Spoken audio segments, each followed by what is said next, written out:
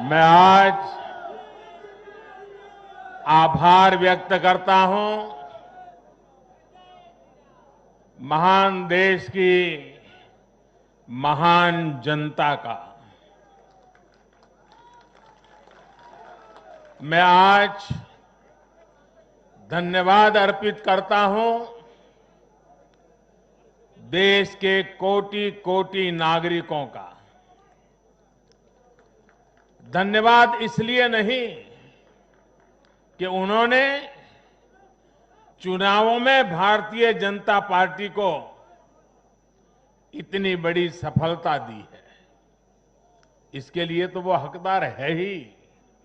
धन्यवाद इसलिए क्योंकि लोकतंत्र के इस महान पर्व को हम सभी ने मिलकर बहुत उत्साह से मनाया है। चुनाव भले ही कुछ सीटों पर हुआ हो,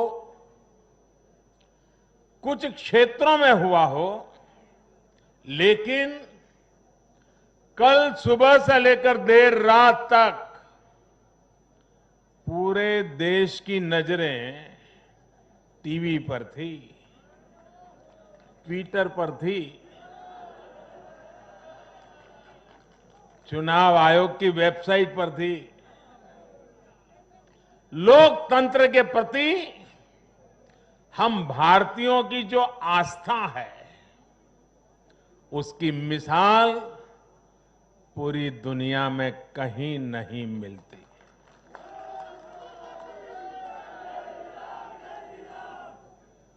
चुनाव नतीजों में हार जीत अपनी जगह है, लेकिन चुनाव की ये प्रक्रिया हर भारतीय के लिए गौरव का विषय है। इसलिए मैं पूरे देश को बधाई देता हूं, कोटि कोटि देशवासियों का धन्यवाद करता हूं। इस चुनावों को सफलतापूर्वक, शांतिपूर्वक संपन्न कराने के लिए चुनाव आयोग, देश के सुरक्षा बल और स्थानीय प्रशासन भी बधाई के पात्र है। कुछ चीजें तो हम देश में भूल गए हैं। आपको पता होगा, पहले जब चुनाव होते तो दूसरे दिन क्या खबर आती थी, हेडलाइन? इतने बूथ लूट लिए गए, इतने बूथ में रीपोलिंग होगा। आज हेडलाइन होती है, पहले से इतना परसेंटेज पोलिंग बढ़ा, पुरुषों से महिलाओं का पोलिंग बढ़ा, पोलिंग बूथ से व्यवस्थाओं से लोग, यानी पुरानी चीजें। बिहार में चुनाव मतलब इतने लोग मारे गए, इतने बूथ, यही खबरें रहती थी। एक भी पोलिंग बूथ में रीपोलिंग न होना, शांतिपूर्ण मतदान होना और कोरोना के कारण मतदान कम होगा, ये सारी आशंकाओं को जहां जहां चुनाव हुआ लोगों ने निरस्त कर दिया। यही तो देश की ताकत है।